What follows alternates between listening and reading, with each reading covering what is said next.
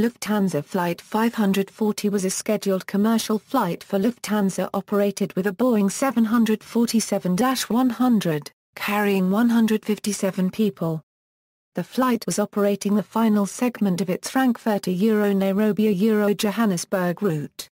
On November 20, 1974 it crashed and caught fire shortly past the runway on takeoff. This was the first fatal accident and third hull loss of a Boeing 747. This was also the third fatal accident involving a wide-body aircraft, after Eastern Airlines Flight 401 in 1972 and the crash of Turkish Airlines Flight 981 earlier in 1974. To date, it is also the deadliest plane crash to occur on Kenyan soil. As the aircraft was making its takeoff from runway 24 at the Jomo Kenyatta International Airport in Nairobi, the pilots felt a buffeting vibration. The captain continued the climb and retracted the landing gear. However, as this was being done, the aircraft started to descend and the stall warning system light came on. The aircraft continued to descend and approximately 3,700 feet from the end of the runway, the 747 grazed bushes and grass. It then struck an elevated access road and broke up. The left wing exploded and fire spread to the fuselage. Of the 157 people aboard, 55 of the 140 passengers and 4 of the 17 crew members were killed. The cause of the crash was determined to be a stall caused by the leading edge slats having been left in retracted position. Even though the trailing edge flaps were deployed, without the slats being extended the aircraft's stall speed was higher and the maximum angle of attack was lower. As a result the aircraft was unable to climb out of the ground effect. The flight engineer was found to have failed to open the slats system bleed air valves as required on the pre-flight checklist.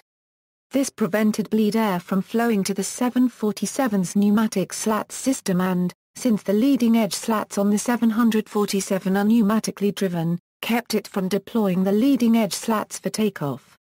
The takeoff warning system that would have sounded an alarm due to the flaps not being lowered did not have a separate warning that the slats pneumatic valve had not been opened by the flight engineer. The faulty state of the slats should by design have been indicated by yellow warning lights, 1 for the pilot, and 8 for the flight engineer. However, both crew members stated in court that these lights had been green.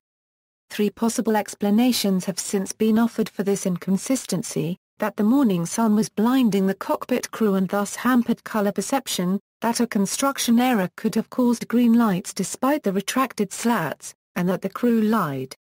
None of these possibilities could be conclusively proven. The flight crew was blamed for not performing a satisfactory pre-takeoff checklist, but the accident report also faulted the lack of adequate warning systems which could have alerted the crew to the problem. 2 previous occurrences of this error had been reported, but in those cases the pilots had been able to recover the aircraft in time. After this third deadly incident, Boeing added systems to warn pilots if the slat valve had not been opened prior to takeoff. Bibliography: Muirhouse, Earl.